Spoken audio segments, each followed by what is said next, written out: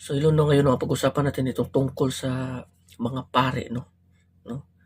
Kung paano nila nilapastangan or hindi nila sinunod ang Panginoon. Kung paano sila lumihis sa matuwid na daan, kung paano nila iniinsulto ang Diyos, no.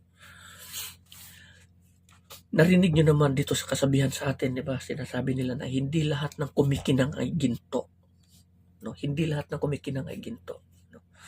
'Yun yung sinasabi dito, no. Dito rin sa atin, kung pupunta ka dyan sa mga black market or sa mga market or saan ba yan, minsan may mga bagay talaga na akala mo original yung bagay na yan. Pero kung susuriin mo talaga ng maigi yan, mahahalata mo na piki yan. No? Ngayon, sa daling salita, dito sa atin, hindi lahat ng mga tao na nagpakumbaba sa kanilang pananalita ay mga tao ng Panginoon. Hindi lahat. Ganun din.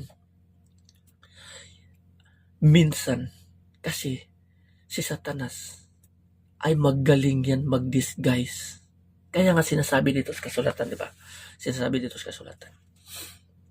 Si Satanas minsan ay nagkukunwari yan na parang anghel or nagkukunwari ng anghel ng liwanag. Kaya ganun din ang kanyang mga tao. Ang mga tao ni Satanas, nagkukunwari din yan na mga tao ng liwanag or mga tao ng Panginoon. Kaya nga sinasabi ni ating Panginoon Kristo, di ba? Mag-ingat kayo sa mga tao na may suot na parang karnero pero sa loob nila lobo. Mahalata nyo sila sa kanilang mga gawa or pananalita or turo. Ganito ang mga pari ngayon. Kung titignan mo at susuriin mo kung paano sila magsasalita, manalita, titignan mo, napaka-humble sila magsalita. Wala akong problema dyan sa pag-humble na pananalita. Ang problema dyan, yung tinuturo nila na pinapakain nila sa bawat tao. Kung yan ba ay nakakabusog ba sa inyo? Nakapagpataba ba sa inyo? Or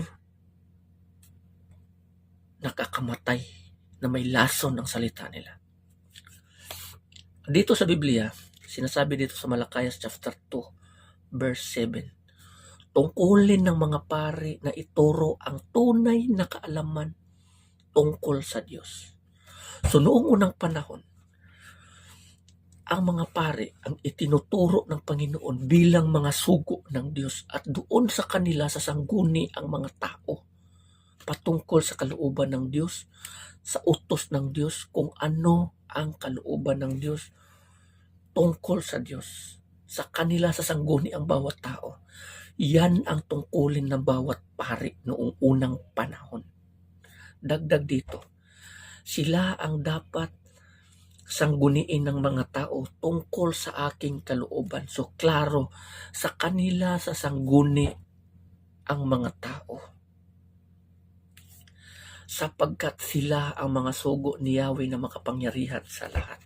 Dahil sila ay sugo ng Panginoon. Mababasa natin yan dito sa Biblia. Pero, tignan mo ngayon, kaya mag-ingat kayo sa mga taong nagsasalita na kunwari humble or mapagkumbaba. Pero ang itinuturo nila, puro kabaliktaran. Pinasamba kayo sa mga Diyos-Diyosan, pinaluhod kayo, pinahalik kayo sa mga ribultong kahoy na yan ng mga Diyos-Diyosan. Pinaprosesyon kayo, pinapadasal kayo, inuunor or pinupuri nila. Pinapapuri o pinupuri ninyo yung mga ribulto sa mga utos nila. Itong mga bagay na ito yung dahilan kung bakit ang itinuturo nila sa inyo ay daan patungo sa impyerno. Kaya mumulat kayo habang maaga pa. Sa mali ninyong desisyon dito sa mundong ito na maikli lang ang buhay, walang katapusan or lifetime titiisin ninyo doon sa impyerno. Sa maling turo. Kung ang mga leader nyo hangal at mangmang at walang alam, hindi kailanman magiging maalam ang mga member kung hangal at mangmang ang leader. Paano ninyo masasabi na tama ang dinadaanan ninyo sa pamamagitan ng itinuturo sa inyo kung hindi ninyo binabasi ang Biblia? Hindi nyo sinusunod or binibase ang kanilang mga sinasabi kung ano ang sinasabi dito sa Biblia. Kasi sinabi nyo, sila yung mga utos ng Panginoon, mga sugo ng Panginoon. Sila yung nagsasabi ng katotohanan, sumaniwala tayo sa kanila. Nunid na ang Biblia, susunod tayo sa kanila. Langit na ang patutunguhan natin. Kaibigan, sinabi dito sa kasulatan, si Kristo mismo nagsabi, paano kung ang liwanag na iniisip mo ay kadiliman pala? Paano na lang ang kadiliman para sa iyo? Kung yang mga bagay na yan iniisip mo, liwanag yan, yun pala, kadiliman pala sa paningin ng Panginoon. Ano na lang kaya ang kadiliman para sa iyo? Kaya nga sinasabi dito sa kasulatan sa Proverbs, di ba? Minsan ang iniisip ng tao na mabuting daan na nagtutungo o naghahatid sa kanya sa kaligtasan ay naghahatid pala sa kanya sa kaparusahan. Yan ang nangyayari dito. Kaya nga dito, binigay ng Panginoon ang Biblia para sa bawat tao, para basahin, unawain, sundin. Kinalat itong mga Biblia nito. Gumamit ang Panginoon ng bawat tao na mag-distribute sa Biblia para ibigay sa bawat tao upang malaman ng tao kung ano ang kalooban ng Diyos mismo sa nakasulat sa Biblia. Pero ang mga tao hindi nagbabasa ng Biblia at sinusunod lamang nila kung ano ang sinasabi ng kanilang leader. Kaya ang tao madaling malinlang at maligaw. Kasi nga, mas pinapaniwalaan nila kung ano ang sinasabi ng leader na hindi binibase ang nakasulat sa Biblia. Sino ang paniniwalaan mo? Yung leader or yung Biblia? Ang leader ninyo, pare, nagsasabi ba yun ng katotohanan? Hindi. Ang tinuturo nila sa inyo, yung minsan mga sinasabi nila, walang mga kabuluhan. Yung mga utang nyo, mga kurap-kurap, mga ganun. Walang mga kabuluhan yan. Ang sabihin nila dapat dito sa Biblia. Kaya nga, hindi nila sinasabi ang katotohanan kasi nga, hindi sila maalam. Ang pinagmamayabang nila, 10 years sila sa college. 10 years nilang kurso yan. Kahit 25 years, 100 years kang nag-aaral patungkol dyan, kung hangal at mangmang ka pa rin at wala ka pa rin naintindihan sa Biblia, hangal ka pa rin. Hangal ka pa rin kung ganun.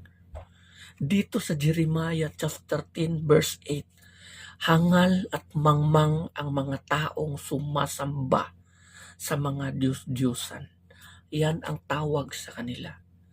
Kung ikaw ang siyang dahilan, pinasamba mo ang mga tao niyan, dubli-dubli ang sasapitin mong parusa pagdating ng panahon. Sinasabi nga dito ni Robert Kawil ayon, ang pinakamali ng bawat tao, ito yung paniniwalaan nila ang sinasabi ng kanilang mga church leader without examining the Holy Scripture or the Bible. Kung ano ang sinasabi dito, yan ang pinakamali na nagagawa ng bawat tao. Pinapaniwalaan nila yung mga sinasabi ng church leader nila na hindi mismo sinasabi, kung hindi mismo binibase ang sinasabi nila kung ano ang nakasulat dito sa Biblia. Kaya kung ano yung narinig nila, sinusunod nila. Ang sinabi ng ating Panginoong Jesucristo, mag-ingat kayo sa inyong pakikinggan. Yan ang sinasabi dito ng ating Panginoon. Kaya mag-ingat kayo. Kasi dito sa verse 8 ng Malakayas, sinabi dito, subalit lumihis kayo sa daang matuwid dahil sa inyong katuruan. Marami ang nabulid sa kasamaan dahil sa inyong katuruan. Yan. lumihis sila mismo sa daang matuwid. Hindi sila sumusunod sa kautusan ng Panginoon. Dahil nga ang itinuturo nila ay preaching about hell. Kung paano dumaan sa daan patungo sa impyerno, yan ang itinuturo nila. Millions of people following sa ganitong relihiyon na without notice na sila pala leading to hell. May mga matatanda na mahigpit yung pananampalataya nila sa mga Santo Niño, Nazareno, sa mga Rebulto, sa mga Maria, Mary. Yun pala ang pinaglingkuran nila, ang demonyo at hindi ang Diyos. Kaya nga sinasabi dito sa kasulatan, ang inaalay ng mga unbeliever, hindi or unbeliever doon sa mga Diyos-Diyosan ay inalay nila sa mga demonyo at hindi sa Diyos. Klaro yan dito sa kasulatan. I-continue nyo lang yan at handa nyo lang yung sarili nyo pagdating ng panahon sa apoy ng impyerno. Kasi dito sa kasulatan, sinabi na yan ng ating Panginoon, walang taong sumasamba sa Diyos-Diyosan na makakapasok sa kaharian ng Diyos. Lagi niyong tatandaan yan. So hanggang dito na lang. Maraming salamat and God bless everyone.